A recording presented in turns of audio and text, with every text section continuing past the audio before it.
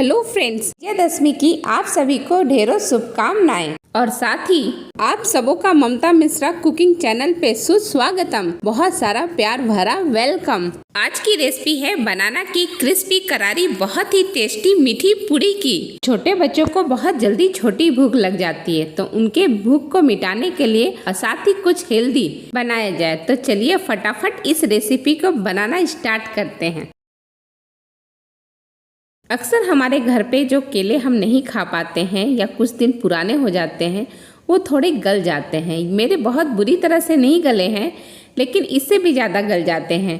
मेरा भी 2-3 दिन का हो गया है। तो अब इसे मैं अच्छी तरह से छील लूँगी और इसकी एक अच्छी रेसिपी बनाऊँगी जो बच्चों को बहुत पसंद आता है।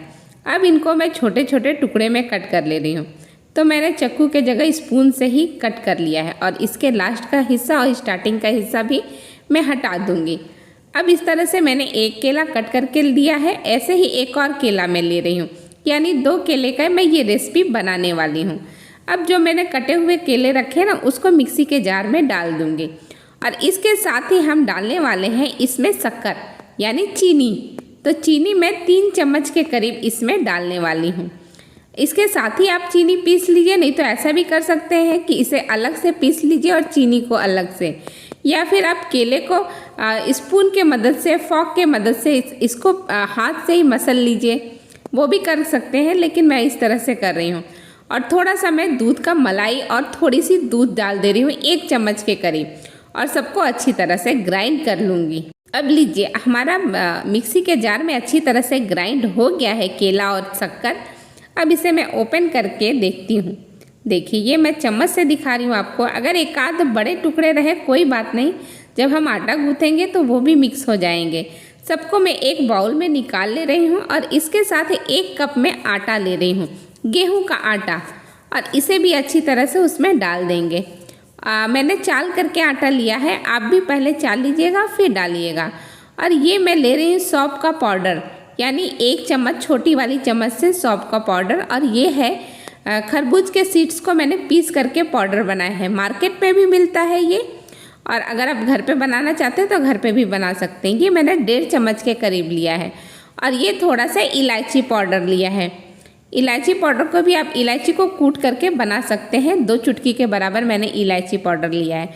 और सबको अच्छी तरह से मिक्स करूँगी और एक बढ़िया डो बना करके रेडी करूँगी। अगर आपको लगे बीच में कि 1 आध चम्मच और पानी या दूध की ज़रूरत है या बहुत टाइट है, तो आप 1 आध चम्मच डाल सकते हैं, नहीं तो इतना तो काफ़ी है। इतने में ही बहुत अच्छी तरह से आटा गूँथ करके हो जाएगा। ये देखिए, मेरा आटा करीब करीब गूँथ करके हो गया है। अब मैं इसमें ऐसे ही रख देती हूँ। इसे स्टोर नहीं करना है, देर तक सेट करने के लिए नहीं रखना है, तुरंत के तुरंत बना लेना है। तो इसलिए मैं फटाफट इसमें से लोई निकाल करके बना लूँगी। तुरंत बनाने का कारण ये है कि चीनी जो है बाद में पिघलता है। पिसी हुई चीनी है ना, तो वो बाद में पिघलेगी, तो वो हमारे डो को और गीला कर देगी। इसीलिए फटाफट बना लीजिए, हल्का सा ग्रीस कर लीजिए और एक बड़ा पेड़ा निकाल करके उसका हम बड़ी रोटी बना करके रेडी करेंगे। अगर आपको हमारा चैनल, हमारी वीडियो अच्छी लगती है तो लाइक शेयर कीजिए। चैनल पे नए हैं या फर्स्ट टाइम मेरी वीडियो देख रहे हैं तो सब्सक्राइब भी कीजिए और पास के बेल आइकन को प्रेस कर दीजिए, जिससे अपकमिंग वीडियो का नोटिफिकेशन सबसे पहले आपको मिले। ये लीजिए, एक बड़ी पूरी बन करके रेडी हो गई। शेप गोल हो इसकी कोई ज़रूरत नहीं है, कैसा भी हो टेढ़ा मेढ़ा चलेगा, क्योंकि हमें इसमें इस तरह के गिलास या कटोरी या फिर किसी डब्बे के ढक्कन से जो अच्छा धार वाला हो, उसे इस तरह से छोटी छोटी पूड़ियाँ निकाल लेनी है। इस तरह से पूड़ियाँ बिल्कुल एक साइज की होंगी, एक जैसी होंगी और एक ही शेप की होंगी। तो एक बार में मैं 3 निकाल पा रही हूँ। मेरा जो चकला है थोड़ा छोटा है, तो एक बार में मैं 3 पूड़ियाँ निकाल रही हूँ। अगर आप किचन के प्लेटफॉर्म पे बना रहे हैं या बड़े वाली चकले पे बना रहे हैं तो आराम से 4-5 पूड़ियाँ तो निकाल ही लेंगे। ये देखिए, मैं पूड़ियों को आपको पास से दिखा रही हूँ, कितना मोटा होना चाहिए वो दिखा रही हूँ। हमारा एक नॉर्मल पराठा जितना मोटा होता है ना, बिल्कुल उतना ही मोटा इन पूड़ियों को रखना है। तो पूड़ियों को हम जिस प्लेट में रखेंगे उसको हल्का ग्रीस कर लेंगे और तब पूड़ियों को रखेंगे, जिससे पूड़ियाँ चिपकेंगी नहीं। पूड़ियाँ बन करके रेडी हो गई हैं, तो चलिए अब हम तल लेते हैं। तो तलने के लिए मैंने तेल को अच्छा गर्म कर लिया है और फ्लेम को लो कर दूंगी। इसके बाद एक एक पूड़ियों को मैं डालूंगी। इसे लो या मीडियम आंच पे ही आप बनाइए। बहुत तेज आंच पे ये जल जाएगा या फिर बहुत जल्दी लाल हो जाएगा, अंदर से सिकेगा नहीं। और जब ये देखिए ऊपर आने लगे ना पूड़ी, तो हल्का से पलटा के मदद से आप इसको दबा दीजिए, जिससे कि अच्छी तरह से पूड़ियाँ फूल जाए। और फिर अलट पलट करके दोनों साइड में गोल्डन होने तक सेक लीजिए। ये देखिए एक बार मैंने सारी पूड़ियों को पलट लिया है।